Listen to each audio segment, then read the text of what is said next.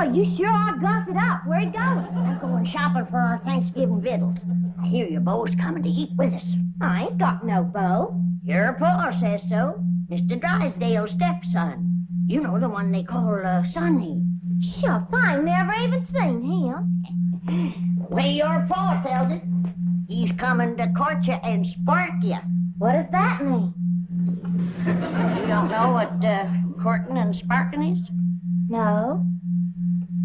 No, I guess you wouldn't at that. Well, when I get back, you and me better have a little talk. Have you ever been courted and sparked, Granny? Honey? When I was a girl back in Tennessee, I set so many boys' hearts on fire that they took to calling that neck of the woods the Smoky Mountain. Well, see you later.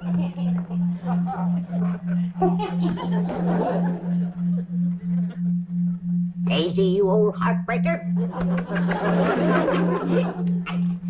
You still got it. That's the truth. Who you stepping out with? Ain't stepping out with nobody. I'm going to the supermarket. What's a supermarket? I don't know.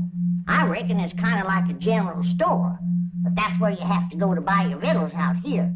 And there's some things I need for that Thanksgiving spread. Oh, say, speaking of Thanksgiving, we can use the big fancy eating table. I just finished notching the last pot passer. Think they'll reach? Well, I don't know. Let's give it a try. Jethro! Here, Granny? You all set to get took to the supermarket? No, not yet. Fetch me a pot to the fancy eating room. Yes, sir.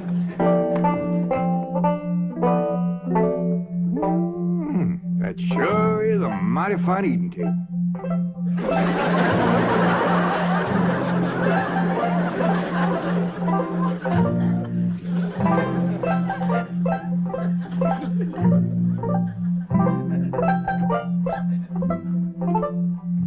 Jethro's fetching a pot. Granny, you gotta admit, folks built this table sure knows what they was doing. It is built solid. It is that. You could set a half-dozen turkey gobblers on there and never sag it a bit. This here is a dandy idea, especially if you got young ones at the table. The plates won't slip off on the floor. Yeah, I've sure scrubbed up a mess of pone and sorghum. Bet nobody ever scrubbed up none from this floor. There's been plenty spilled on the table, though. Sorghum? Something sticky. I can't get that green tablecloth off there. Save me. Stuck on me? I can't imagine anybody to lay a clean tablecloth on a sticky table. Yeah, Granny, I reckon all women ain't as spick and span as you are when it comes to keeping house. Here you are, Granny. Set it in the middle of the table so we'll see if these pot passers reach.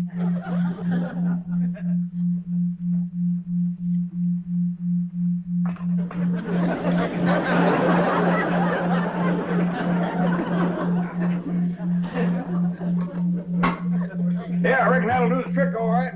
Ted, maybe you better whittle some sharp points on a few of them, and then we can spear the meat and pass it. Good idea, Granny. I'll do that. How do you reckon the folks that lived here before us passed things? Well, they probably had a big family and passed from hand to hand. That reminds me, we're having 5 for our Thanksgiving meal. Yeah, you already told me. Company coming? Extra special company. Elly's beau. Has Elly got a beau? She sure has. Mr. Drysdale's stepboy, Sonny. Him and Elly ain't never seen each other yet. Sonny and his ma just come in from Boston. But Mr. Drysdale says his boy will be just happy to come a-courting Elly. I won't. I have never submitted to a blind date before, and I refuse to do it now. Sonny, dear, do it justice once for your daddy. He's not my daddy. He's your husband. All right, then. Do it for stepdaddy. It seems to mean a great deal to him. Mother, I'm the most popular man on the campuses of 3 universities. Vassar, Wellesley, and Smith. To those girls, I'm an idol, be worshipped. I can't just date anyone. Sonny, dear, it might be fun to date someone new. Someone young, lovely, and charming. For her, yes. But how do I know what she'll look like? No, I can't. I can't. It might cause too much of a trauma, Mama. But your stepdaddy says she's very attractive. And it seems that she's the daughter of his wealthiest depositor, whom he wishes very much to please. Mother, what kind of a man have you married? He's selling me for a rich man's gold. It's sordid! Oh, it is sordid! It is sordid! No, my precious baby. I know it was wrong of me to marry a common bank president, but I wanted you to have everything, and all I could give you was the heritage of a fine old family. But it takes money too, darling. Money, I hate that word. Makes the rich the social equal of us. Oh, no, dear. He could never do that. I wish you'd read the thesis I wrote on economics last week. Money and why it is not important. You know, for a boy who's been going to college for 17 years, you haven't learned much. Milburn, you must not throw it up to Sonny that he keeps going to college. He's trying to find himself. Don't take my advice. Don't look. Come on, dear. Let Sonny get dressed for his date. I'll draw him a nice hot bath. Try not to drown. Daddy? Just a moment, Daddy. You called me Daddy. You've never done that before. Well, don't ever do it again. I refuse to date a strange girl just to benefit your economic situation. Well, I've got news for you, Sonny. My economic situation and your economic situation have a very definite relationship. Money doesn't interest me. Who steals my purse steals trash. But you will have a date with Elly Mae Clampett, and you'll be nice to her, or I'll cut off every penny of your trash. Milburn, did I hear you say that it's the Clampett girl you're asking Sonny to date? That's right. But, my dear, I haven't finished the genealogical check of their family tree. We don't know that Elly Mae is socially acceptable for Sonny. Good heavens. Now, listen to me, Sonny. Jed Clampett is thrilled at the prospect of his daughter having a date with you. A city boy, educated, refined. To him, you're a knight in shining armor, a handsome Prince Charming. He thinks you're the greatest thing that could ever happen to his daughter. Mr. Clampett sounds like a very intelligent man. Dear, I've heard the most disturbing reports about the Clampetts. I understand they're no better than peasants. Good heavens, a date with a girl like that is unthinkable. Now, Margaret, I hesitate to assert my authority. But unless I have assurance that my wishes will be carried out, I'm afraid I will have to... Mother! Dad! Who is that? Who is she? Who is what, dear? That divine creature by the pool next door.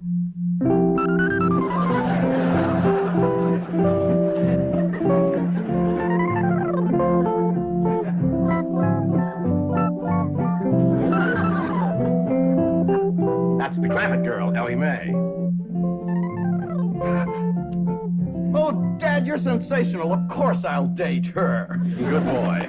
But, Sonny, she's not a blue blood. The color may not be right, Mother, but I sure dig that crazy container. Wow!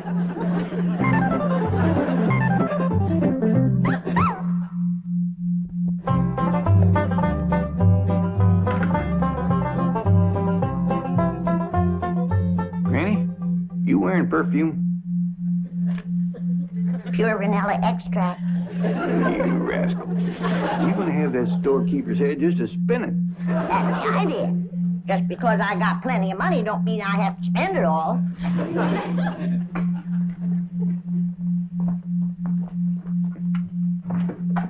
Howdy, Paul. What you doing? Oh, I'm fixing some turkey stickers for a company meal. Oh, say, Elly, Yeah, Paul. is there anything you don't know about the birds and the bees? No. How come you to ask? Well, I reckon these what Sonny Drysdale's been studying at school. Either that or he's partial to them. How'd you know? Well, when I mentioned to Miss Hathaway that you was going to be keeping company with Sonny Drysdale, she says, Mr. Clampett, she says, you better have a talk with your daughter about the birds and the bees. Shucks, I know all about the little critters. Well, that's how I figured you being raised in the woods and all. But I didn't let on Miss Hathaway. I know she's just trying to be helpful. Granny says she's gonna have a talk with me about courting and sparking. She is. Well, I'm glad of that, Elly. I was kind of wondering who was going to do that. Paul, why don't you tell me about courting and sparking? Well, Elly, that's something that a girl's ma usually tells her about. Well, I ain't got no ma, so why don't you tell me? Well, Granny'll do it when she comes back. Well, what if she don't get back before Sonny Drysdale comes? Then I won't know how to court and spark him. You ain't supposed to court and spark him. That's what a feller does to a girl. How? What does he do?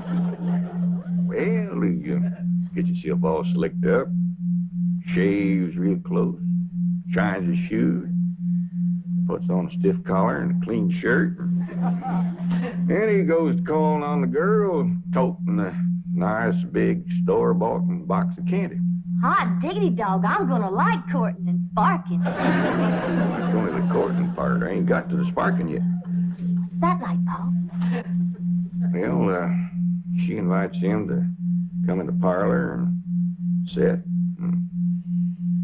And they usually sit on a sofa or something, him on one end, her on the other. Yeah?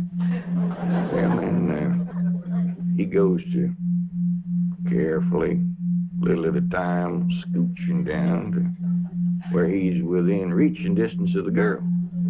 Sonny Drysdale gonna do that to me? He might. And when he does, that's when a girl has got to be careful. Don't you worry, Paul. If that rascal goes to reaching for my candy, I'll knock him clean off of that sofa. Oh, Sonny, you sea beast. You creature from the Blue Lagoon.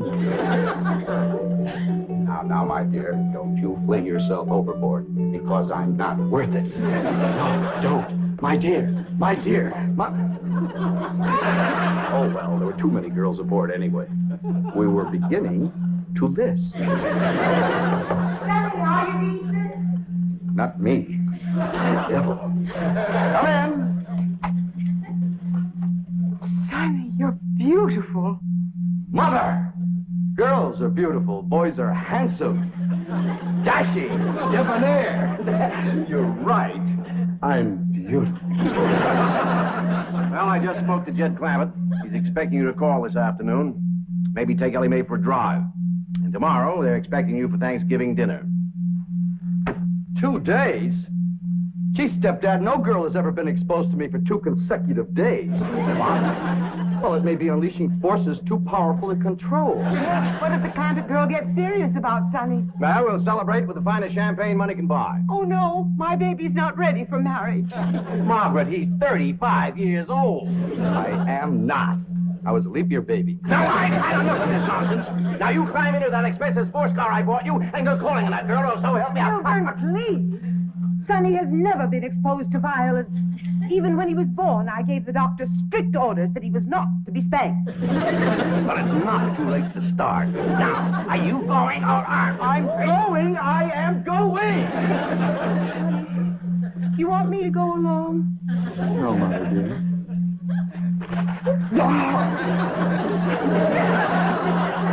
For me, Mr. Sonny?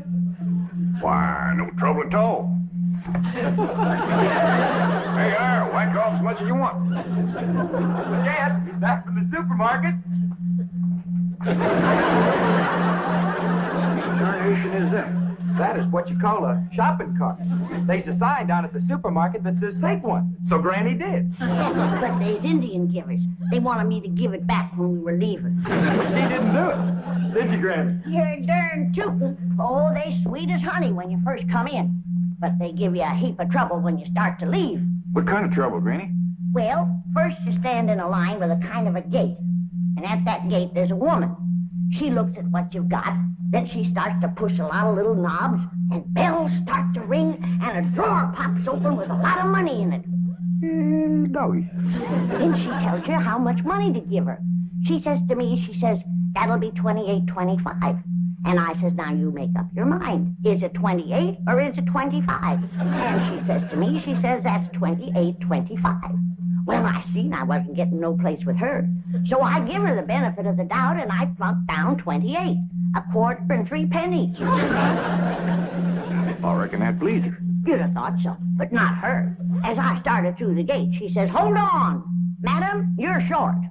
I said, maybe so. But I'm big enough to take you on. Granny was getting right mad. Well, you'd have got mad too, Jeff. And you get after Elly about running around in boys' pants. You should see those women in that supermarket. He was wearing boys' pants, was he? Some of them were in their underpants. Actually, I wanted to get Jethro out of there. Action. And I did, too. By dingy, they didn't stop us. Good for you, Granny.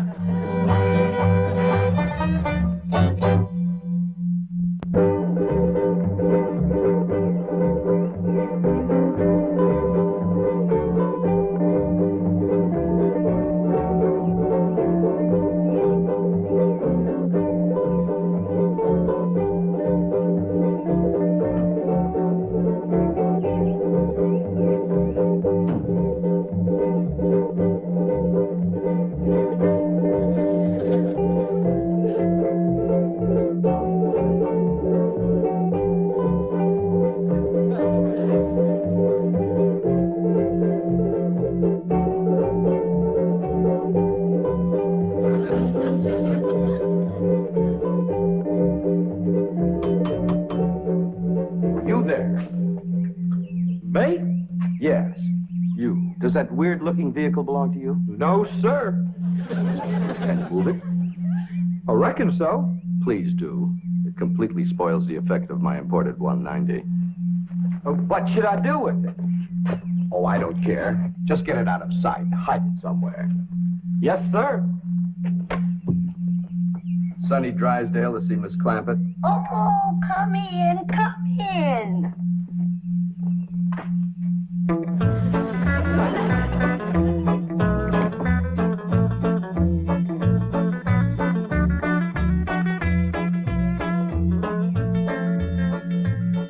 What you doing, Jethro? Trying to find out how to drive this thing. What for? Whose is it? Sonny Drysdale. He asked me to get it out of sight for him. All right. Just trying to surprise Elly. Where do you say put it?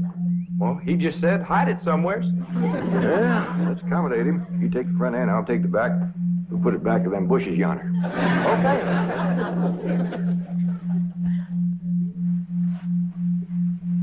Is he towing a box of candy, Granny? He sure is, honey. All tied up with ribbon. Oh, Elly. Child, you are just beautiful. Shall I sprinkle some vanilla extract on you? Becca? No, I better not. Sometimes that drives them wild. I didn't get to talk to you about courting and sparking.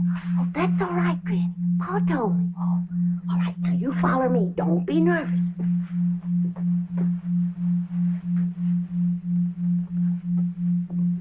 Here she is, Mr. Drysdale. Thank you. You're beautiful. Divine. Never mind me. Say something nice to her. Hold it just a moment. What a vision you are. What a picture you make. From your golden hair down to your...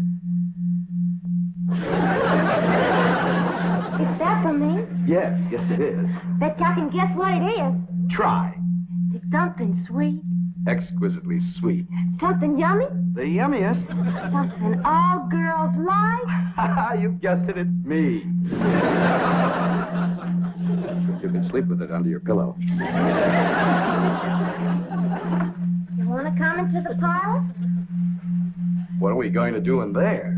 Talk about the birds and the bees. Well, Scooby Doo. You peasant girls don't beat around the bush. Miss Clampett, my lips long to taste your lovely hand.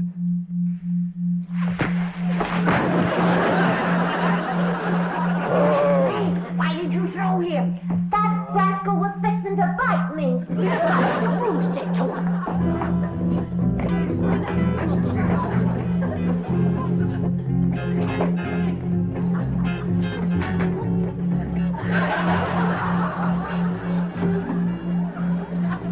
My car, where is it?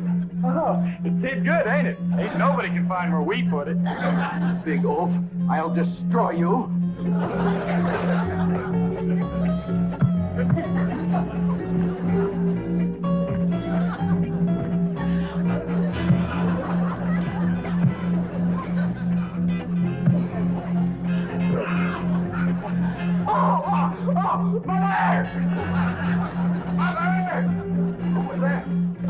Drysdale.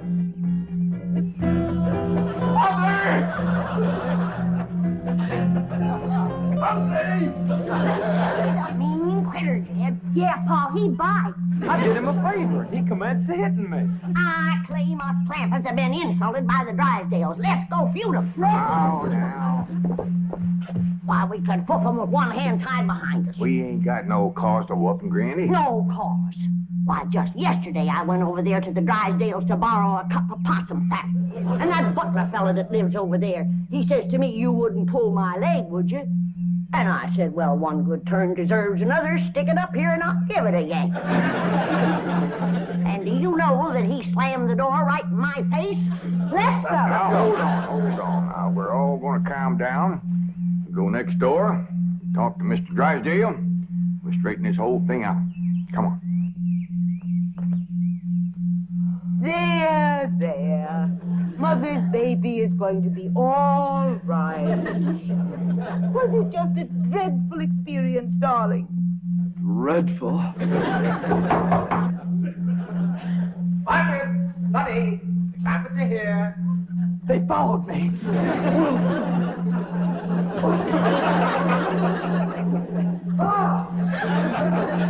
Come in.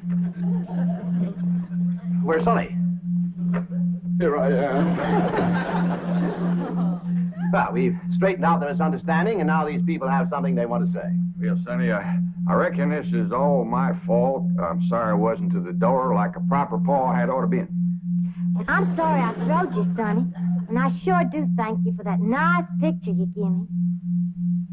And I'm sorry you hurt your hand hitting me, Sonny. Now, me and Jethro was sorry that we hid the automobile. We towed it back over and set it down in front of your house.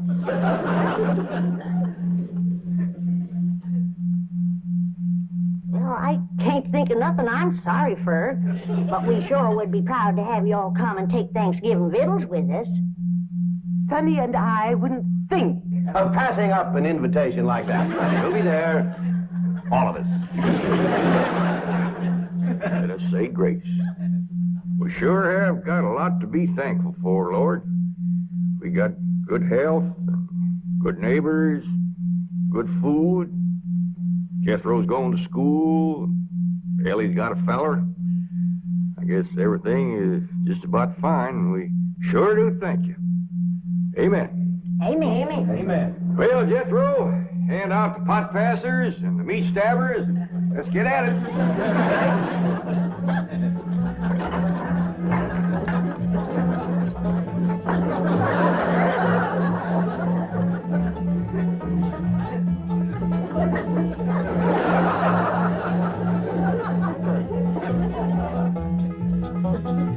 Hippie's on drumstick.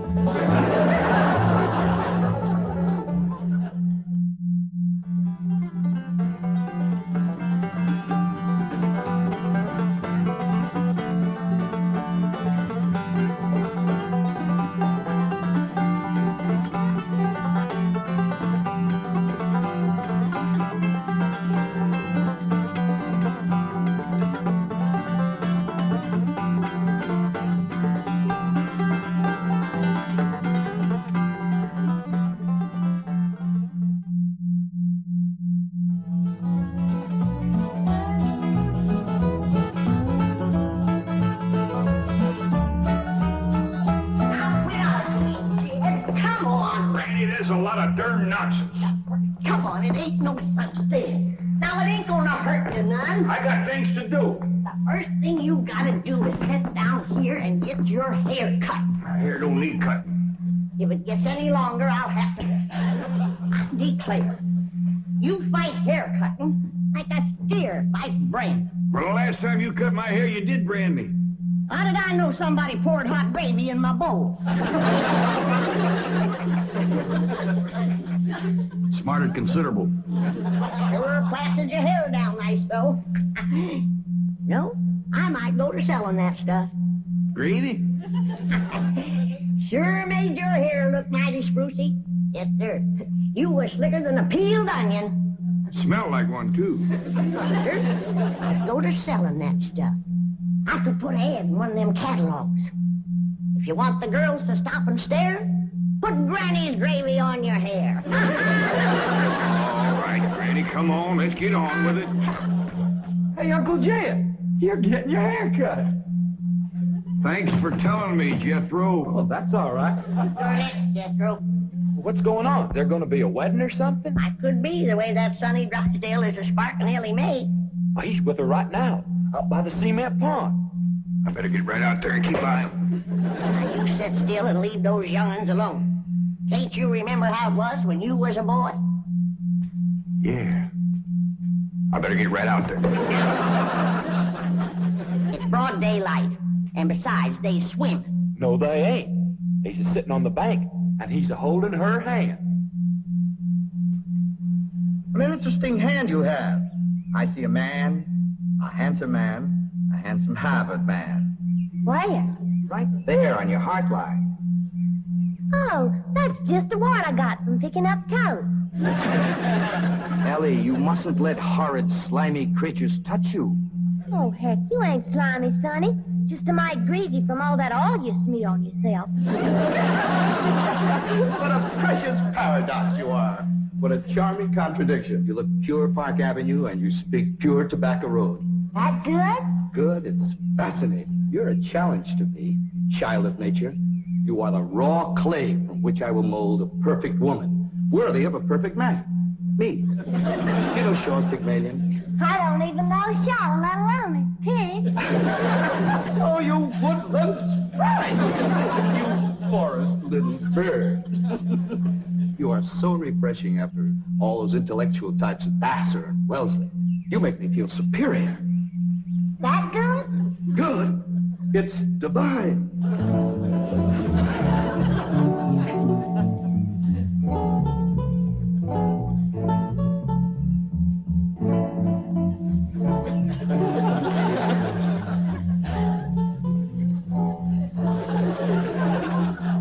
I am Caesar. You are a fair-skinned captive, a barbarian slave. Shall I drag you through the streets of Rome behind my chariot? Or shall I throw you into the arena with my lions? No, Caesar has other plans for you, my little savage. You shall be my slave, yes, but only the invisible bonds of love shall make you my prisoner.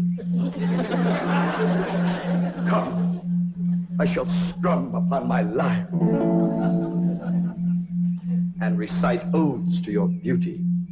What say you to that, fair maiden? How speak you now to mighty Caesar? I declare, Sonny, you're more fun than a bucket of tadpoles.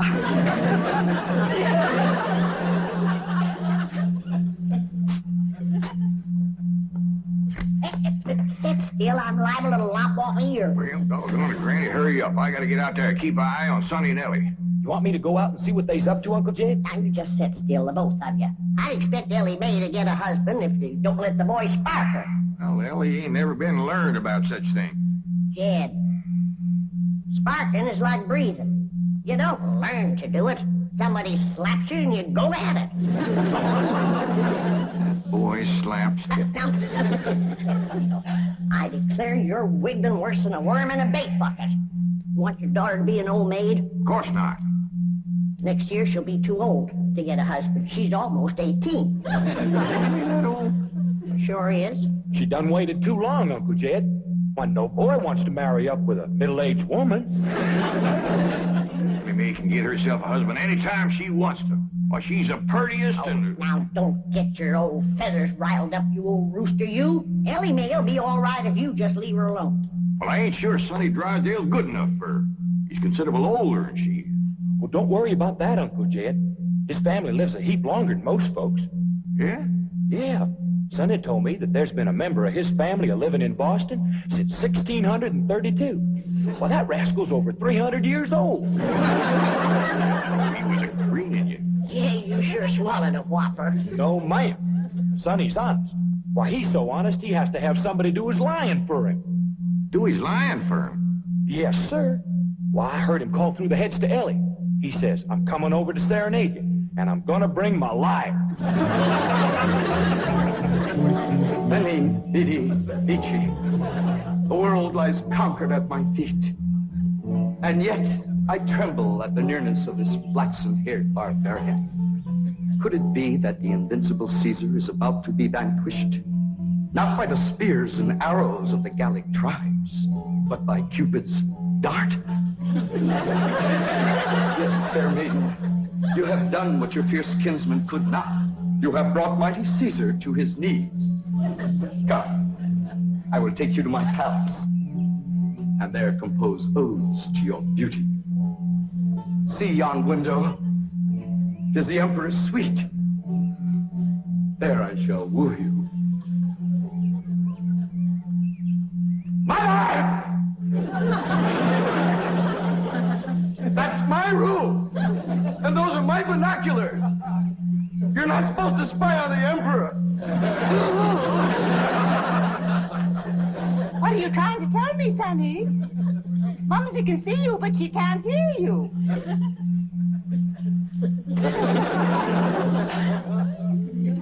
Yes, darling, Mumsy is watching. You look magnificent, like Apollo, the god of manly youth and beauty, the god of poetry and music. Look out! You're getting near the water. Be careful. Wait! Mommy will get your inner tube. Come, fair maiden, and I shall sing of your golden tresses, and your azure eyes, and your skin of alabaster, and your other charms that set me aflame. You mean you really burn it? Yes, dear one, and only you can put out the fire. Okay.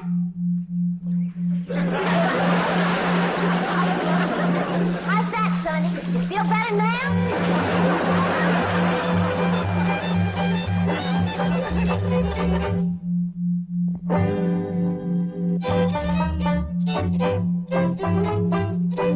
All right, Jethro, you're next. Oh, hi, Ellie Mae. Where's Sonny? Well, he run home to his mama. You just threw him down and hurt him again, did you? Don't know, Paul. He caught fire, so I wetted him down in the pond. Sound like you done the right thing. How'd you catch fire? He said it was my charms that set him to burning. What charms were you toting? Well, just my sack of crawdad bones and my buckeye. We never heard of crawdad bones and a buckeye starting a blaze. What happened to your rabbit's foot? I didn't have it. There you are. You can expect trouble when you ain't toting a rabbit's foot. You know what my teacher over at Pot School said about toting a rabbit's foot? What? She said it's a superstitious invocation contradicted by scientific knowledge.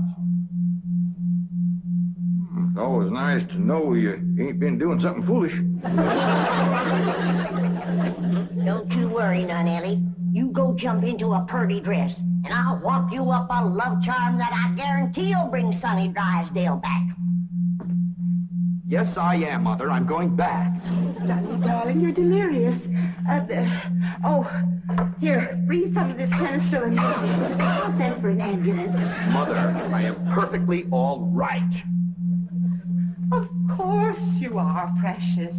A nice rest in an oxygen tent is all you need. I don't need an oxygen tent or an ambulance. All right, just relax. And Mumsy will call the police. Police? But of course. I mean to have that violent, dangerous girl arrested for attempted drowning. Mother, you will not call the police. I'm going back there right now to see Elly Mae. Ah, darling, that's very brave of you, but you're in no condition to make a citizen's arrest. Mother, I'm not going to arrest her. I want to help her, to work with her, to tutor her. What? She's like a wild, wonderful jungle cat, and I'm going to tame her. Honey, you are delirious. I'll call the doctor. Mother, my mind is made up. That girl needs me. For the first time in my life, somebody really needs me. I need you.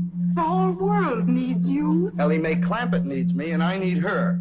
I'll be her Pygmalion, and she'll be my Galatee.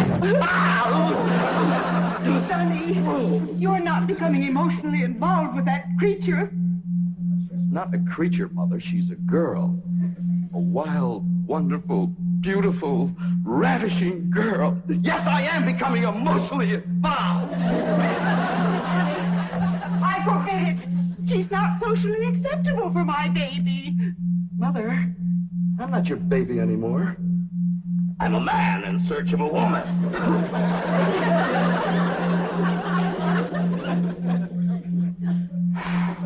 Where did he learn that language?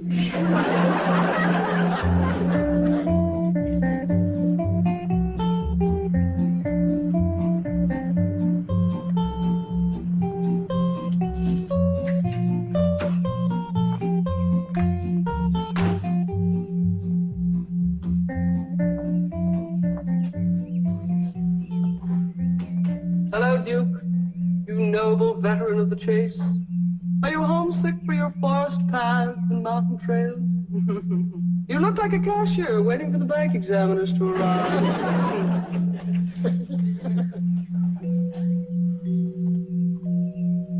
You know, if you were a cashier, you could hide $1 million in here.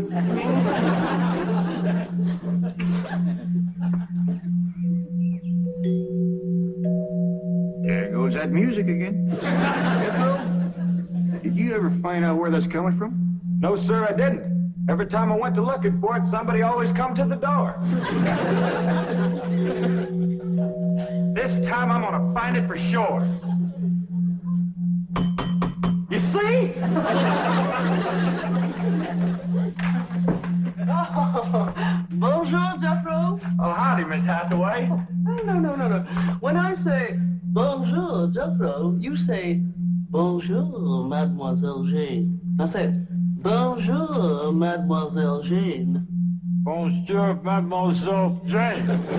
That's very good, except for the mwah. Must be soft. Mwah. Mwah. No. Watch my lips closely. Mwah. Try that. Mwah. Try it again. Mwah. That's closer. Try again. Mwah. Once more. Mwah. Close in on her, Jethro. Oh, Mr. Clampett, I was attempting to teach Jethro to articulate the Gallic diphthong. No matter what fancy name you call it, he ain't very good at it. He'll learn. But now to the purpose of my visit. Is Sonny Drysdale here? No, but he will be. Granny's out in the kitchen whomping up a love charm for Elly to give to him. She said it'll bring him on a run. Mr. Clampett, I am reluctant to disillusion you about so-called love charms, but they are mere superstitious invocations and have been proved to be completely ineffective. Granny sets great store by him.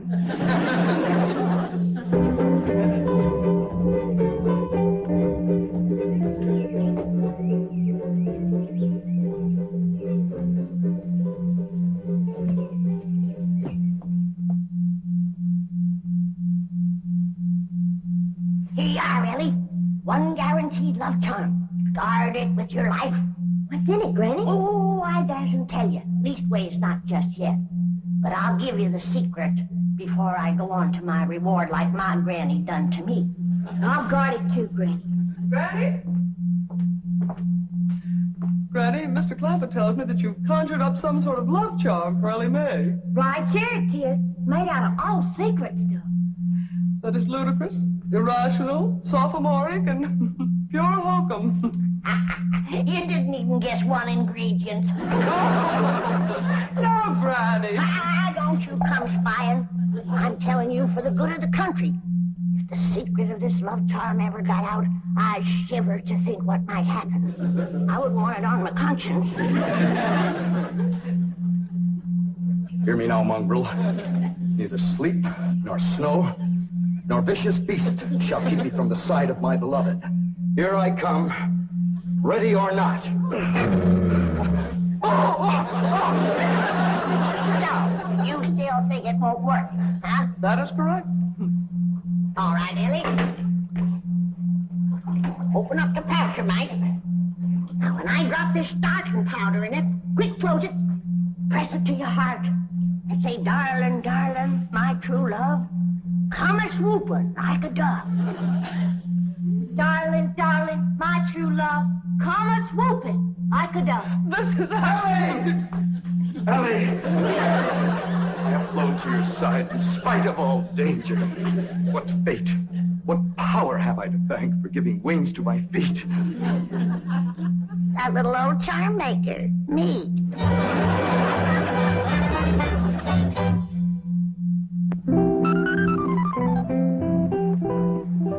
And now we shall begin the transition from Tobacco Road to Park Avenue.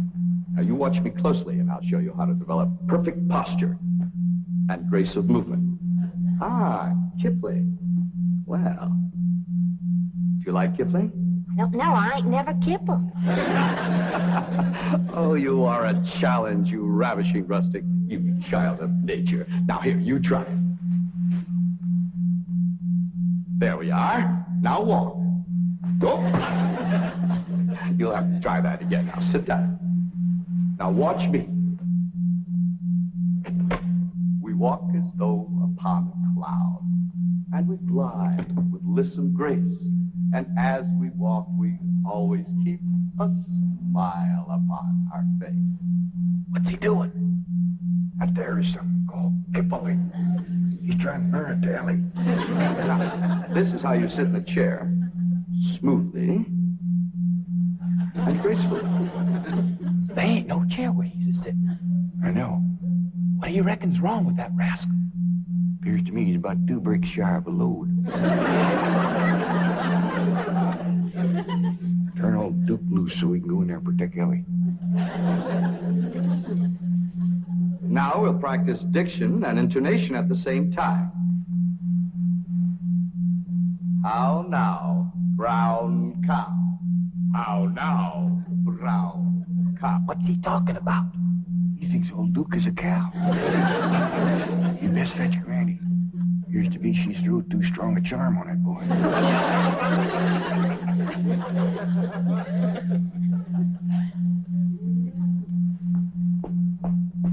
There you are. One guaranteed charm. Now, you hold the bag while I sift in the starter. I know this is all a lot of absolutely ridiculous nonsense. Please hurry. Darling, darling, my true love, come a-swooping like a dove. I better open this door before he busts it in. Miss Jane! Here he is! Granny's love charm is too strong. Don't fight it! It's bigger than both of us. Circled on me. Granny, come quick. The love charm you throwed on Sonny Drysdale was too strong for her. Thank you, Granny! How now, brown cow? How now, brown cow? How now, brown cow? How now, brown cow? How's it going, Uncle Jed? Bad. Now he's got Elly believing old Duke is a cow. Break the charm, Granny? I reckon so. I'll sprinkle him with some let-go powder. While you're at it, sprinkle some on Miss Jane. She's shutting off the blood to my arm. How now, brown cow? Secret powder, white as snow, make the charm of love let go.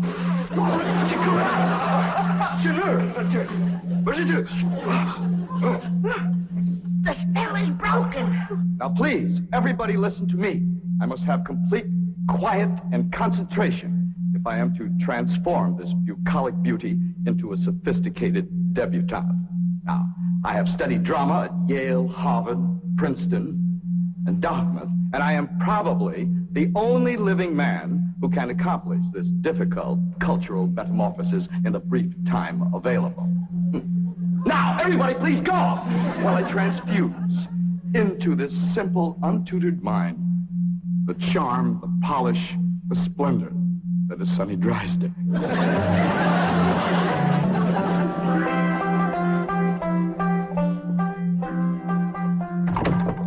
Jed? Hi, Granny.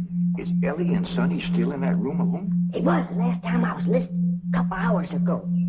They was talking about the rain in Spain, a land in the plain. Well, I guess they can't be up to no nonsense if they're talking about the weather. No, I can't wait to see Elly all polished up and talking like Sonny and Miss Jane. While you're waiting, I got something for you. What is it? A love charm.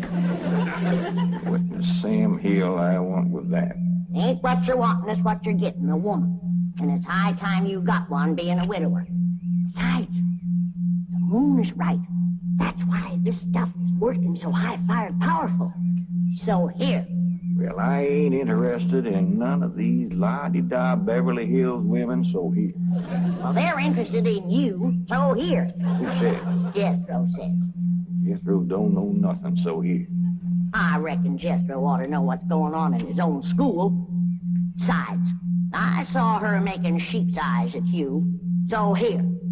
You caught who making sheep's eyes at me? Mrs. Millicent Schuyler Potts, that's who. Oh, now. You did? Educate a woman like that? Jethro says she asks for you every day. Oh, what'd she want with an old mountain goat like me?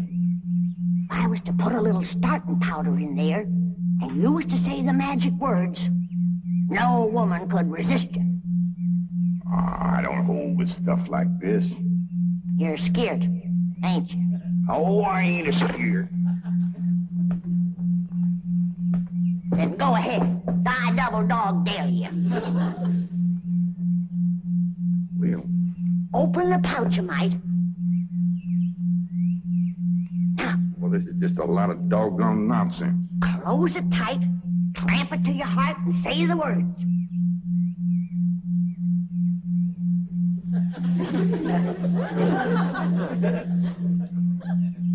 Darling, darling, my true love come a-swooping like a dove. Where is he? Where's my dog? It's Mrs. Drysdale. Where is he? Oh, where is he? Oh, I tried to stay away, but I could not. He's mine, and no other woman shall have him. Drysdale, you're a married woman. Think of your husband. Control yourself. Care about my husband. I want my darling, and no one is going to keep me from him. I sure hate to have to do this, but... Sonny, where are you, Sonny? He's inside with Elly Mae. Now, if you just calm yourself down, I'll go and get him. Thanks for coming, Miss Drysdale. Howdy, Ma. Was you a-hollering for me? They brainwashed you.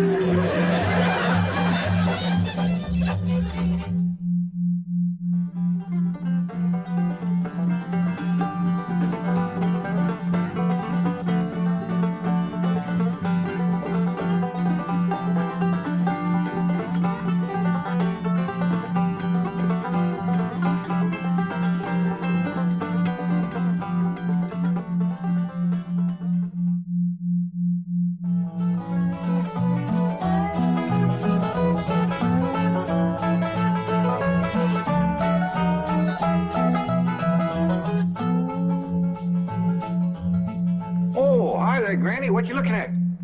Oh, I'm looking at these pictures that Mr. Drysdale took of Sonny and Elly. Oh, yeah. He's right good, ain't they? Dandy. Jed, I reckon we'll be having a wedding around here pretty soon. How'd you know? Sonny's giving Elly a ring this morning. I couldn't get to sleep last night, and I heard them talking down by the door. All the way from your bedroom? Well, my window was open. That's still a powerful long ways to hear. Not if you climb out into a tree and shinny down a ways. I heard Sonny asking Elly to get engaged. Plain as day. Sonny said, Elly, you going to be home in the morning? And Elly said, yes. And Sonny said, I'll give you a ring at 10 o'clock. Yeah, nice. Was putting her straight up for 10 right now. Hello? Oh, good morning, son. I mean, Sonny? Yeah, Elly's here. Why don't you come on over? Oh, you want to talk to her on the telephone? Well, just a minute. Can't give a girl no ring on the telephone. Telephone, Elly! Okay, Pop. I'll get it up here. Oh, Granny, you hadn't ought to be listening. Well, it's a lot easier than shinning down a tree in the dark. I told him a nightgown. Sent a bunch of these back home to Cousin Pearl. What for? Yeah, you know how she was always bragging about her daughter, Jethrine, going to beat Elly Mae to the altar? Yeah. I sure would like to see the look on Pearl's face when she sees this. Jethrine, look at this. And I always bragged that you could beat Elly May to the altar. I can, Ma. I can outrun Elly May. My legs is long. Look, we gotta get busy. Now, what time's that Jasper fella coming to court you? 6 o'clock. He's taking me out in his car. Oh, no, he ain't. He's courting you right here in my parlor where I can see to it that he gets to the point. Well, that's where he's taking me, Ma. Perkins Point. There's a barn dance there. I'm talking about the point of proposing to you. Don't you want to get yourself a husband? Yes, sir. Jethrine, why couldn't you have been born with some of my brains instead of just my beauty? Of course, I gotta admit that you ain't quite as pretty as Elly May. I ain't even as pretty as her fella. You are so.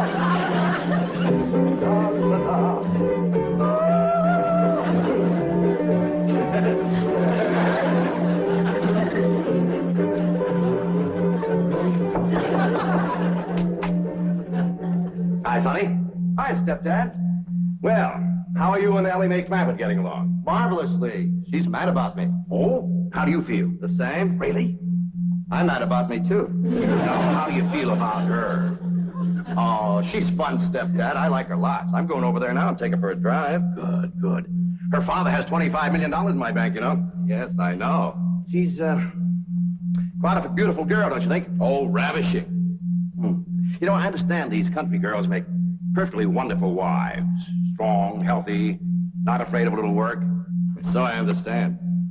You know, Sonny, I have a position opening down at my bank. Oh, it's not much to start with, but advancement could be rapid with my help. Certainly, it would be enough to rent a nice apartment, settle down, take up housekeeping. Why don't you think it over and discuss it with Elly May? All right. But with all the money her father has, I doubt seriously if she'd want to work at your bank.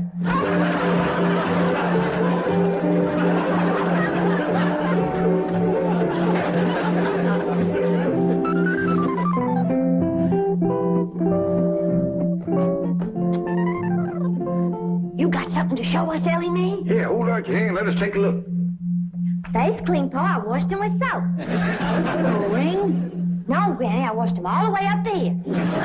Sonny Drysdale didn't give you no engagement ring? Shucks, no, Pa. Why would he want to do that? He's gonna take me driving. That's bad. Out driving in broad daylight ain't no way to get engaged. What are you talking about? I proposed to your daughter out driving. In a horse and buggy, that's a heap different. Besides, that old mare of yours knew right where she was going. That way you could turn your attention on Rose Ellen. That's the truth. But out driving in an automobile in city traffic, with all them cars trying to hit you, by the time you turn your head to say, will you, somebody has. There's no two ways about it.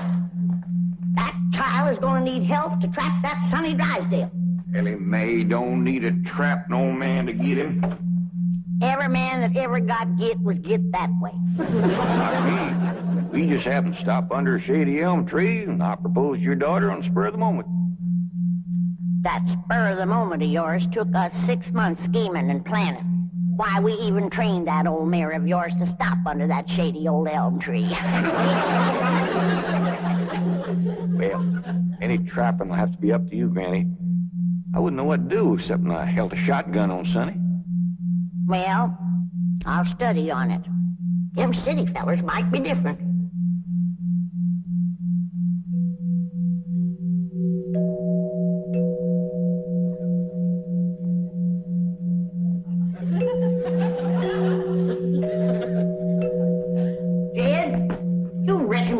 Find out where that music comes from?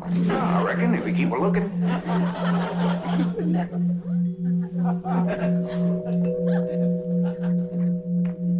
You're wasting your time looking for that there music. I've looked for it a dozen times, and before you can find it, somebody will come a-rapping at the door. See? Told you. Oh, hi, Sonny. Greetings, all. Elly Mae ready? She sure is. She's been ready since she's been 14. I beg your pardon? Oh, Elly Mae, Sonny's here. What we want to know is, are you ready? Well, I sure hope you young folks have a dandy drive. Oh, we shall. I plan to take Elly on a socially significant drive through Brentwood and Bel Air to show her some of our depressed areas. Howdy, Sonny. Elly Mae! You look positively divine. So do you, Sonny. I know. Don't you bite me. Elly Mae, a kiss on the hand is a very proper greeting. Oh. Come on, everybody. Kiss Sonny's hand. Please, never mind. We're on our way. Well, have a nice drive, y'all. Yep. And if you pass under a shady elm tree, it won't hurt none to stop for a spell. There they go. Quick, Jethro, start up the truck while I get the reticule. Where you going? To follow them. Now, hold on, you two. You can't follow Sonny. He'll see you. They won't know who we are. We'll be wearing dark glasses. He'll think we're a couple of Beverly Hills movie stars out for a drive. Come on off that truck. Come on.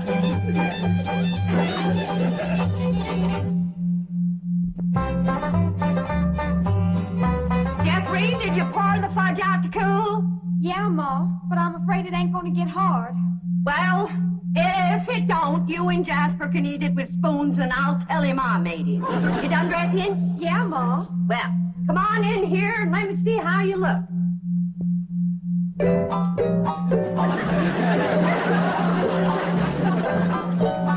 Turn around, let me see your sash. You do get the folks straight. Now, I want you to bring out them pillowcases you've been embroidering for your hope chest. The ones with his and hers worked in French knots. Never hurt none to let a beau see you're handy with a needle. But I ain't. I always stick myself. Well, if you do, don't bleed on the pillowcase where you'll see it. Now, when you show him the stereopticon pictures, these is the ones I've picked out for you. They'll put him in the right mood. Niagara Falls by moonlight, Wedding under the Bower, The Stolen Kiss, Lily and Russell in tight. Oh, never mind. What are you going to play on the pump organ for him to show off your music talent? How about Russell O'Spring? That's a dandy, full of runs and trills. And then there's the part where you cross your hands. Oh, I tell you, Jethrine, that's one place you got it over your cousin Elly Mae playing the pump organ. Them hands can stretch pert near 2 octaves. And them feet is made for pumping. Well, it's almost time for Jasper to get here. How do you feel, darling? I feel like I'm gonna throw up. Now, Jed, Elly and Sonny will be here on the settee. And when he gets on his knees and proposes to her and Elly says yes, you'll come a-running from that door, I'll come a-running from that door, so's we'll have him betwixt us and he can't back out. Annie, I don't want to be listening at no door, and I don't think you had ought to neither. Jed Clampett, no wonder your daughter's crowding 18 and still an old maid. Why, if we don't get busy, her cousin Jethrine will beat her to the altar by a mile. She won't neither. Elly Mae's a lot prettier than Jethrine. Looks ain't everything. Besides, Jethrine has Pearl helping her, and Pearl's parlor. And that's the styliest and best courting parlor in the whole county. I don't see nothing wrong with this parlor. Oh, that's 'cause you're a man. This ain't got no style to it. Ain't got no lace curtains and ain't got no portiers. Ain't got no tidies or doilies. Ain't even got a pump organ. Got a piano? A piano ain't in it with a pump organ when it comes to courting. They's got a quiver to it. Just drives a man wild. And there ain't nothing that stirs a man like seeing a woman pumping a pump organ. I wish Sonny and Elly Mae would get back. What's keeping them? My my baby shoes. Aren't they cunning? Awfully stiff. I don't see how you ever walked in. Mother had them bronzed. Didn't help much. They're still stiff. What's this thing? Oh, that's my teddy bear. His name is Boo. Would you like to kiss him? Well, not especially. I guess you'd rather kiss me. I'll kiss the bear. Oh, I guess you're not in a very romantic mood. A little music will remedy that. You like to dance? I ain't never tried. Well, you're in for a divine experience. I'll teach you. Now watch.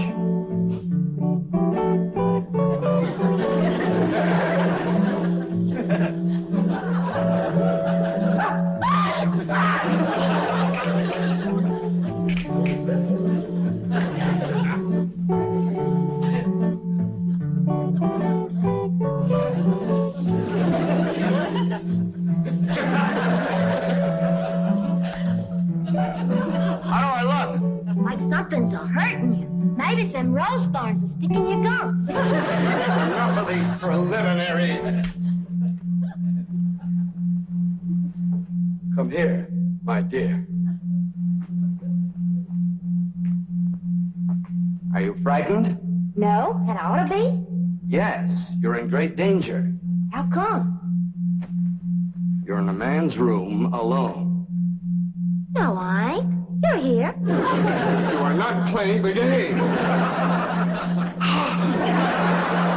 Still feeling sick to your stomach, darling? Yeah, Ma. Well, I went down to the cellar and I drawed some homemade elderberry wine. Ain't nothing in the world better for settling a queasy stomach. Of course, according to the rules, you shouldn't touch spirits till your wedding day, but I guess in case of an emergency, a little swallow won't hurt.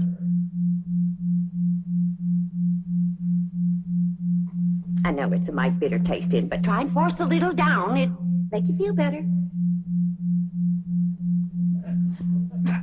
Just a little more, Jethrine. Do it for your ma. Jasper will be here any minute now.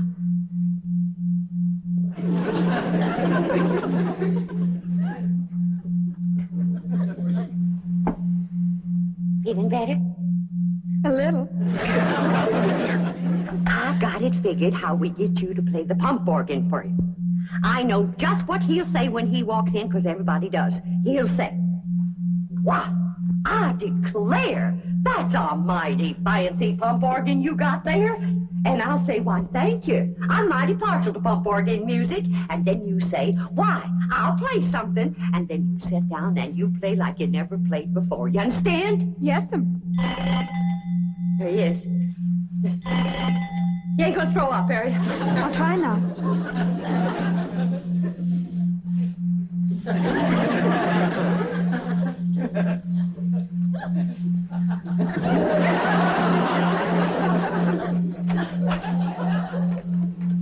Evening, Miss Bodine. Why, Jasper DePew, what a surprise.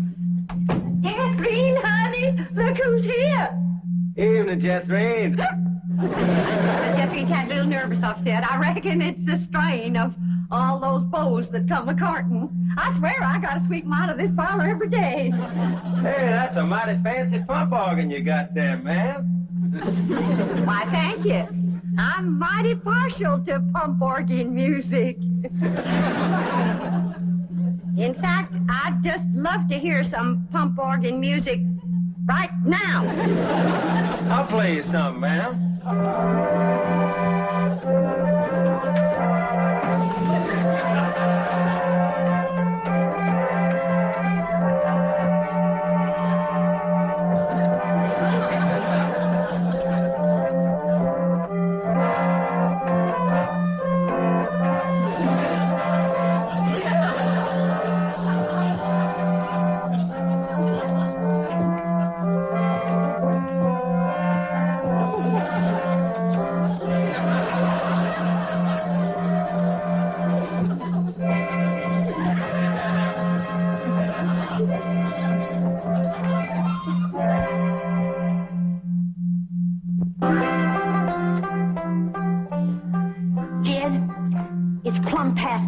Sonny and Elly ain't home yet.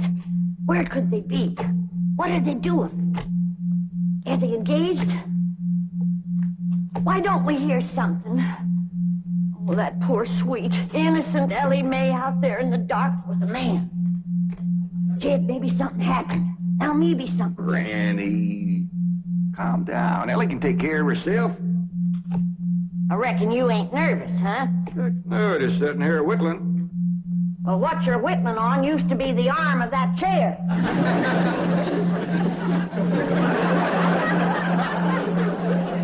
Reckon I am a mite nervous at that. Now, kid, when they do get home, you and me have got to see that Sonny don't get away without being proper engaged. Granny, maybe we's rushing things. Maybe Sonny ain't ready to get married. Kid, no man is ready to get married. You gotta get him ready. Like you get a steer ready for slaughter. Find something else to compare it to. Well, here we are. I reckon it's time to say goodnight. I sure do thank you for the nice ride, Sonny. My pleasure, Elly May. I'll give you a ring in the morning. Promises, promises. Would you like to take another drive tomorrow? Sure would. Where shall we go? To the preacher. Place you say, Sonny. Well, see you tomorrow then. Oh, here comes the bride. Here comes the bride. Howdy, Granny. Well, then, sakes, look who's here. Ed, come say hello to Sonny. Don't bother, Mr. Clampett. I'm leaving. I'll show you a shortcut.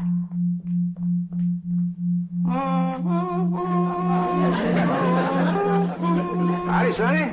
Good evening, Mr. Clampett. Ed, now's your time to have that talk with Sonny. What talk? About Elly May. I got nothing to talk to Sonny about, Elly. Oh, that's right. I'm the one that's going to talk to Sonny. You talk to Elly May.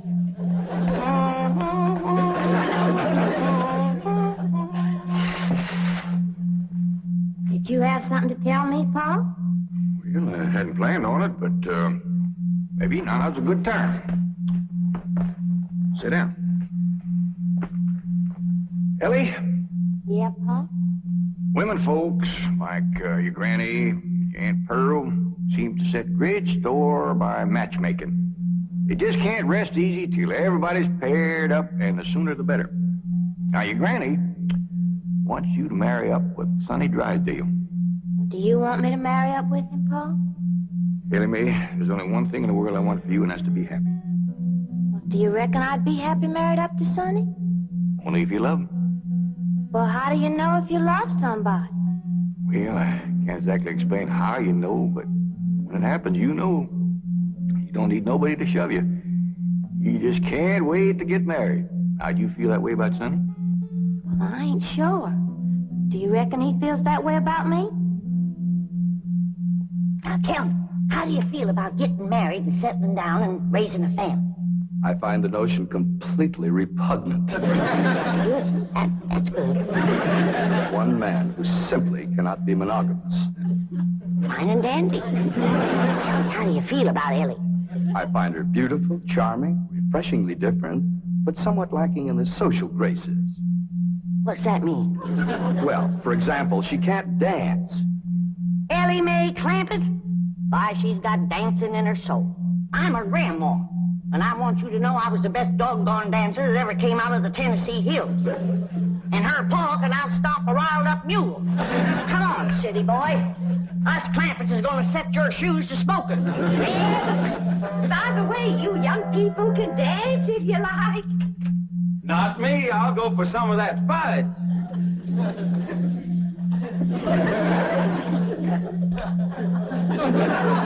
Come on, honey, let's dance. Turn on the Victrola for you. Come on, sweetie, let's dance.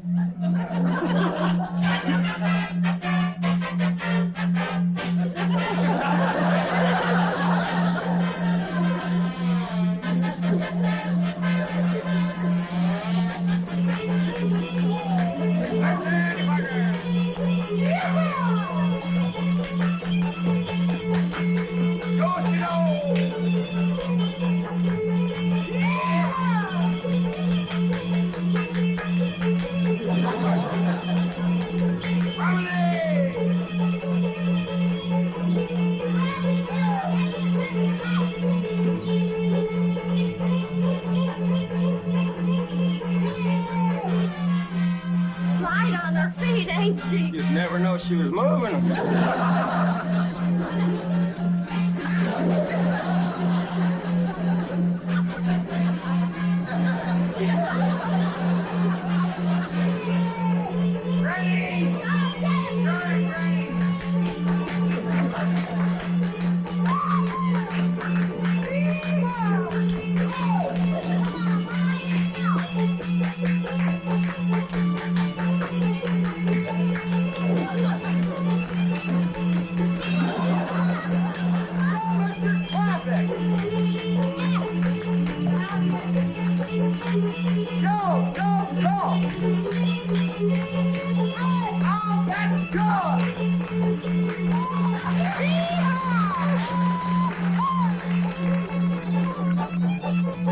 Hey, what are you all dancing for? We're celebrating your cousin Elly May getting married. Is Elly getting married? She sure is. Really? Who is she marrying? You. Me?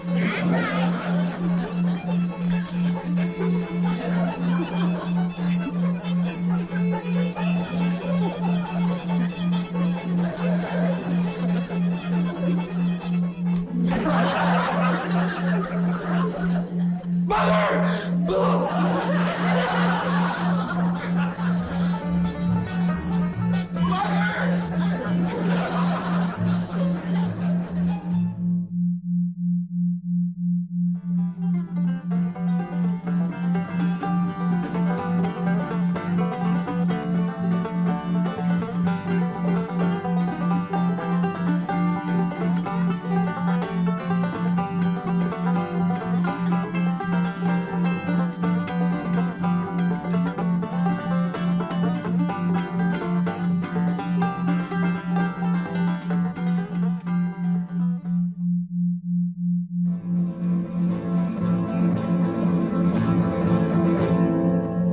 Get a grip upon your chairs and hold your children tight. A mighty feud is starting and you'll see it all tonight. The Clampett clan is fighting mad, their honor's been besmirched. Sweet Elly May's been courted, but the darling ain't been churched.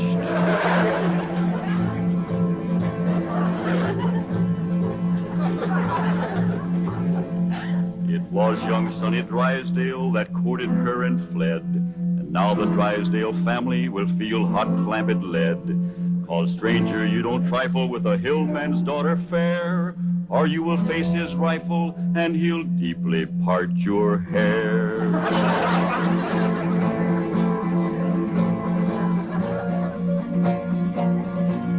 Now here's the handsome rascal that started this here feud.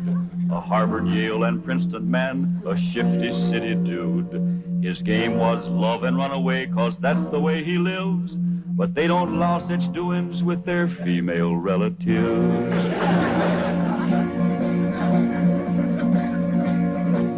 So now they're on their way next door, loaded up for bear. And if my name was Drysdale, I'd be getting out of there. 'Cause mountain justice does demand that when a wrong's been done, the kin of him that done it must also face a gun.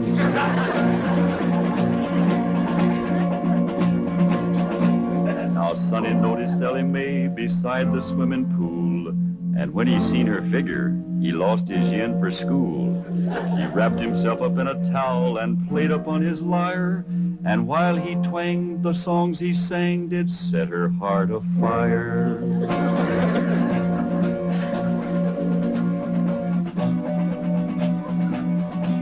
He drove his fancy auto up and took her out to Spark, and all alone, unchaperoned, he kept her after dark.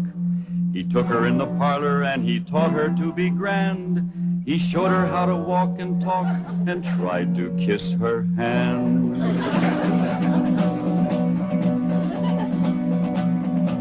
He took her to his private room to see his loving cup, and a man that wins a prize for that ain't on the up and up. He wooed her with a tango and a rose betwixt his teeth, a smiling on the outside, but a leering underneath.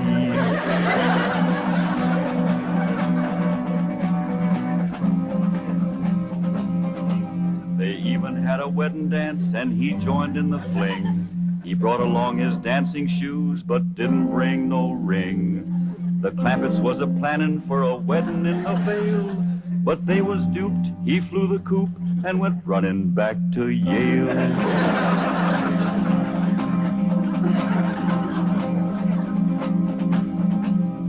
And now the Clampett clan is here to even up the score. I wouldn't want to be the man who opens up that door.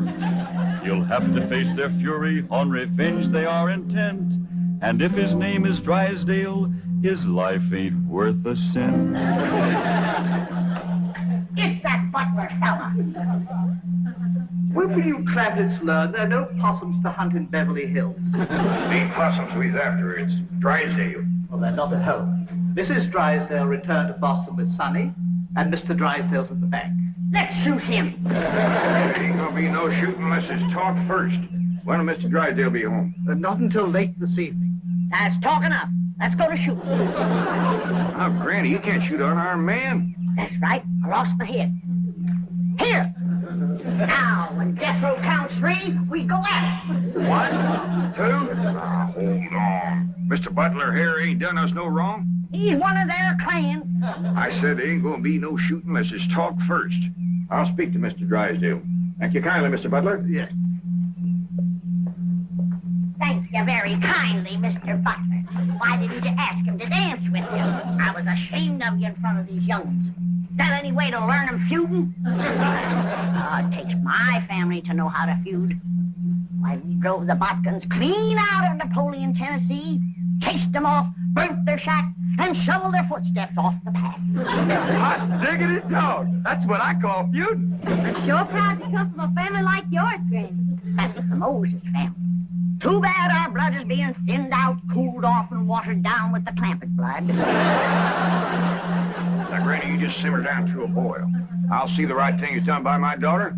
Jethro, you drive me down to the bank. Drysdale and me will have a man-to-man talk. Ain't you about a man and a half short?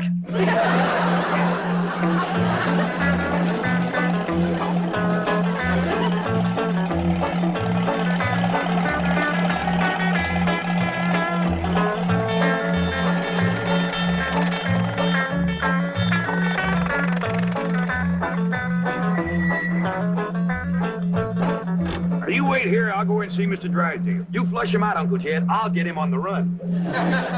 Now, who told you to bring that? Granny, she says there's got to be one fighting man in the family. You just drive around a while and cool off. Pick me up here in about a half hour. Okay, Uncle Jed.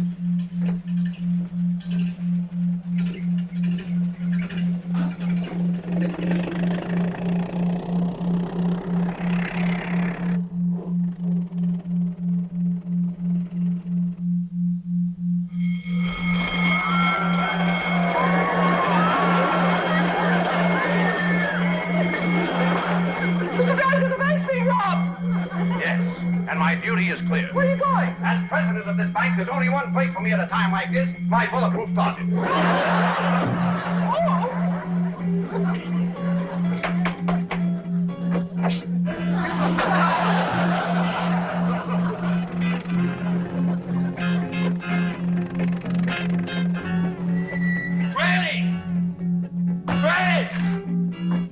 Granny! Elly May! Come quick! They captured Uncle Jed! Granny! Jethro says they got Paul. Come on, Granny. The Drysdales got Uncle Jed. I dropped him off at the bank, and when I come back, they carried him off somewhere. Ambushed him, that's what it was. That Butler feller. He told them he was coming, and they laid a trap for him. What'll we do, Granny? Eye for an eye and a tooth for a tooth. They took one of ours, we'll take one of theirs. Where's your gun, Jethro? I give it to Uncle Jed. I reckon the Drysdales got him. We lost the first battle. They took our leader and our best gun, but we ain't lost the feud. Come on. Jeff Stewart says when they think they got you licked, attack!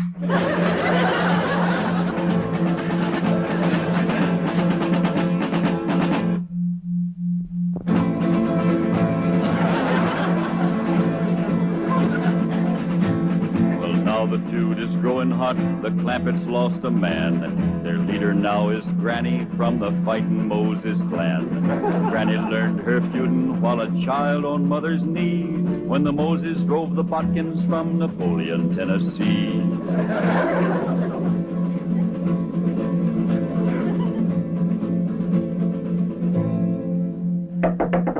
Now, Jethro, when he opens the door, you grab him. Elly, hold his gun, yes? Okay, Granny, let's go. Cut me down. Put her down, Jethro. We don't want her. Who don't? We don't. What's going on? There's a feud going on. You know something, Elly? Feuding's fun. Jethro, put her down. They got one of our men folks. We're going to take one of their men folks. How about we take her along as kind of an extra? No, not unless they captured one of our women folks. Elly May, you go in there and surrender. I ain't gonna do it. Jethro, put her down. How about I towed her as far as home and then let her escape? A little at a time. Wait, what's the meaning of this? She's the one we want. You towed him, Elly. My arms is full. Jethro, put her down before I take you to the woodshed. You look awful busy, Granny. Maybe I should go to the woodshed and wait for you. I think I better call the police. Stop your tracks while you're able to make them. Now you turn around. Walk towards our house. I refuse to take one step. Now, you want to walk or you want to limp? You better run to the telephone, please. Never mind her, Jethro. Shoot the telephone wire.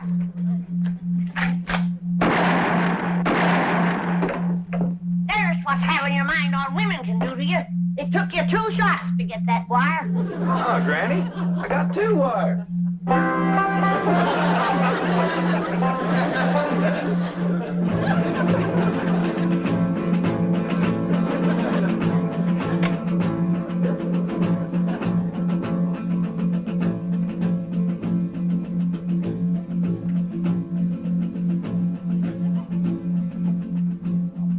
Good work, Lieutenant. You've apprehended what is obviously a very dangerous criminal. I'm coming over and personally hand the reward money to you and your men. What's that?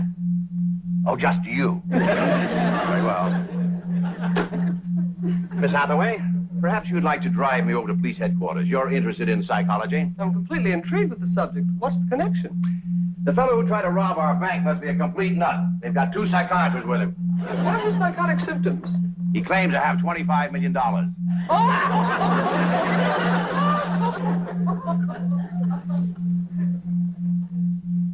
No, it couldn't be. I keep telling you and telling you, I got $25 million in Mr. Drysdale's bank. No, you didn't. They caught you before you got a penny. You're patient, Doctor. Obvious delusions of grandeur. Now, tell me, about this bank attempt, did you have any accomplices? Any what? Confederates. Oh, yeah, Granny. She's a Confederate. She's a Tennessee Moses. Tennessee Moses? That's right. Tell me, did she lead her people out of Tennessee? Sure did, after they whooped the Botkins. Don't you mean the Egyptians? Well, they probably whooped the Egyptians, too, if they got in their way. Granny's folks was fighting fools. They certainly were. They defeated the best fighters Pharaoh had. I don't know about that, but they whooped the best fighters Napoleon had. Napoleon? Doctor, may I? You may not. I'm the one who uncovered this hallucination. Tell me about Napoleon. Yes. You say Granny's folks won that fight? Sure did. Over Napoleon? Oh, yeah, they tromped all over Napoleon. Fabulous. But how were they able to do it? Did they fight with superior weapons? Oh, they fought with Botkins. I see. And Napoleon didn't have any Botkins? Not after Granny's folks got through with him, Napoleon didn't have a Botkin left. I remember the last day of the feud, they got Leif and Luke and Odds. Odds? Odds Botkin. Please. Just for a minute. Perfectly safe to look out through the bars. After all, it's... Mr. Clampett! 16, Mr. Drysdale, he sure didn't treat me very good over to your bank. My first visit, too. Let this man out of here. He's got $25 million in my bank. Open this door. Open it. Open it. Lie down, mister. Lieutenant! Lieutenant!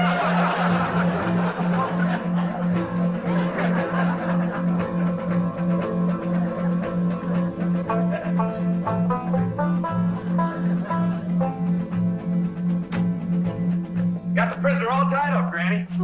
Can I go back and get the other one now? No, you can't. You keep your mind on your feud. Close the gates. Yes, ma'am. Throw up the barricade. Yes, ma'am. Good. Here. You walk safely while I check the lookout. Elly May! Any sign of the enemy yet? Not yet, Granny. All clear. Sound the alarm if you see a Drysdale coming. I will, Granny.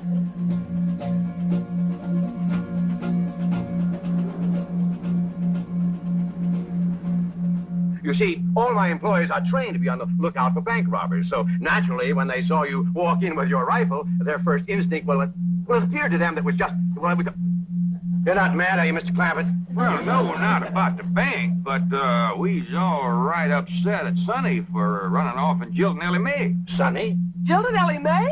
Well, that's what we'd call it. He sparked her for 2 weeks running. Took her driving, dancing, held her hand, kept her out past dark. Back where we come from, that's just the same as saying, will you? Provided the girl is 12 or better. Mr. Clampett, you have my word of honor. I had no idea that Elly May took Sonny seriously. Now, the moment we get to your house, I'm going to telephone Sonny in Boston. Get him on the first plane, and he'll be here tonight to propose marriage to Elly May. Well, now, that sure is going to smooth Granny's ruffled feathers. She's been madder than a barefoot centipede standing on a hot rock. She'll be happy when we get there. Yes, bless her sweet little heart.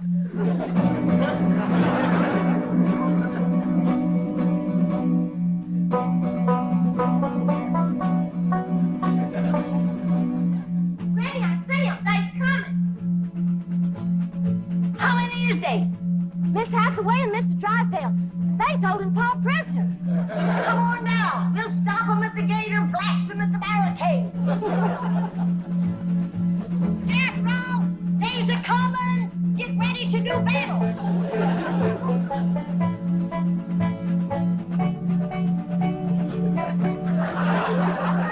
Clear your head in the presence of the stars and birds.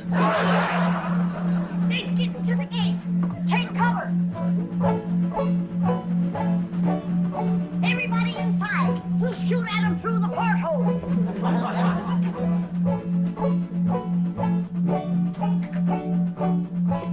You won't hit Paul, will you, Granny? Don't worry, honey. I can hit a new-laid egg out of the nest without budging the hen. Copy, Kate.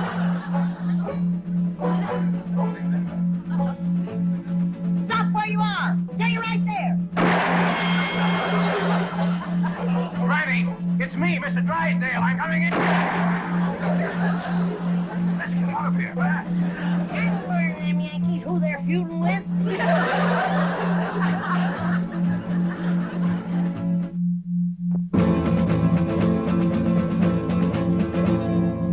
Now here's the Drysdale mansion where he's fleeing like a rat, since Granny put a bullet through his $20 hat.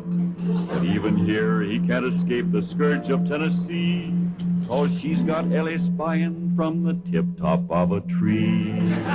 Granny, they took Paul to the Drysdale's house. Come on down. We'll go get him.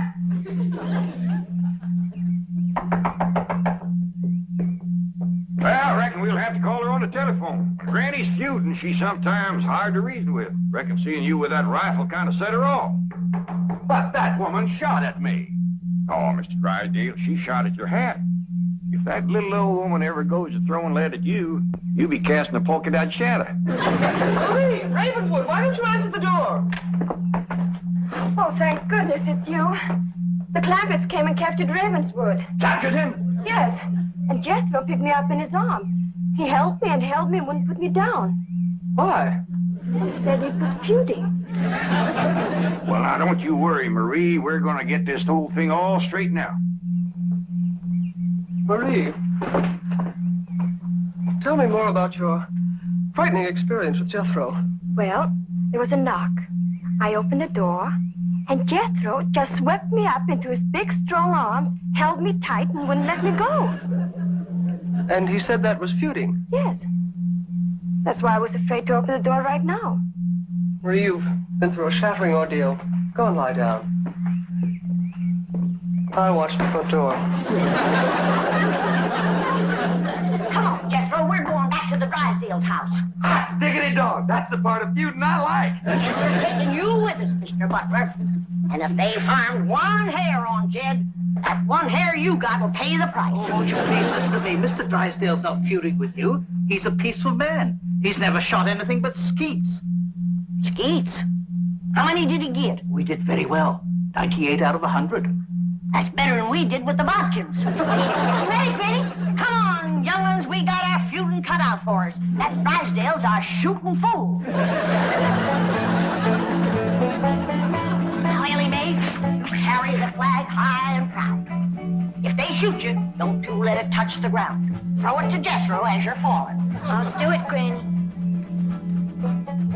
What'd you do that for? If there's any long-range shooting, they'll think he's one of us and drop him first.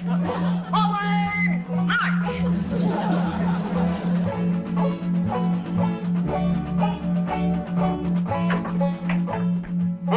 No wonder the phone wouldn't work. Marie said Jethro shot down the wires. Well, we can go next door and use the miller's phone. Yep. Been cut with a rifle bullet. Kind of ragged, though. Jethro must have been upset. That's bad shooting to cut those little wires with a rifle? Why, when that boy puts his mind to it, he can pick a gnat off a plate of grits at 500 feet in a heavy fog. I'm the only one who can outshoot him. Except for Granny and Elly Mae. Well, what skeet shooters you'd make? What skeet? Oh, they're clay pigeons. That's what I shoot. Clay pigeons? Oh, it's wonderful. I love it. Your wife must be a first-rate cook.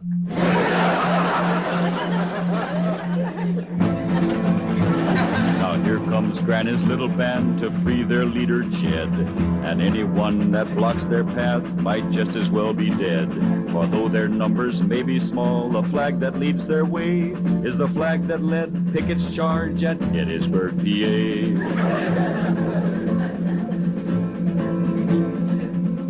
Stop for a minute.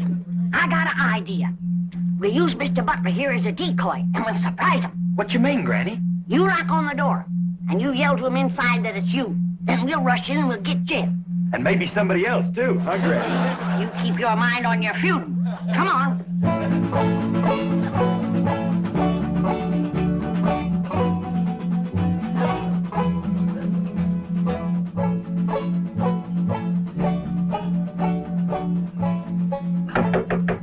It's me, Ravenswood. Open up. Marie! You may open it. Nothing to be afraid of. It's just Ravenswood. Step aside, decoy. Elly, you guard him. Jethro. When they open the door, we'll rush him.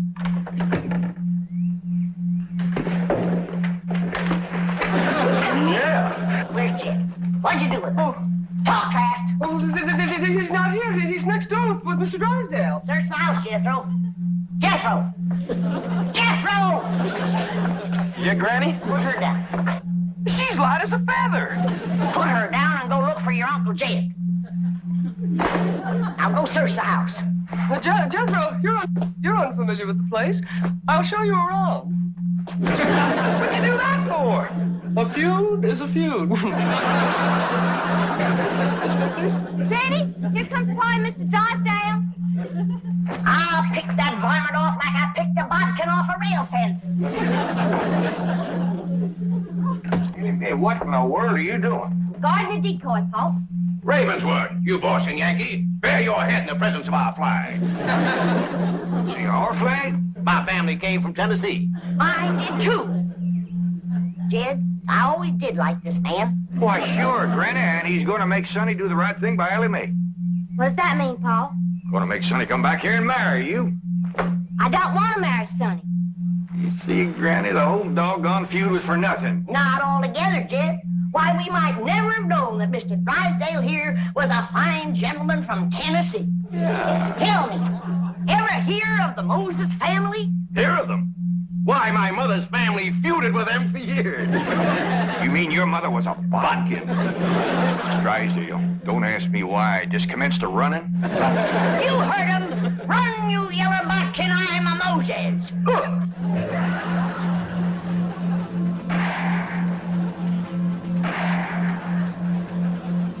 For a city feller, he sure can run. Like a scared rabbit. Well, let's go home. Put her down. Oh, listen, Granny. I heard you and Uncle Jed talking about what to get me for Christmas. This here'll save you shopping. Oh, you can't take her home for Christmas. Now put her down. One of these days, I got to have a long talk with this boy.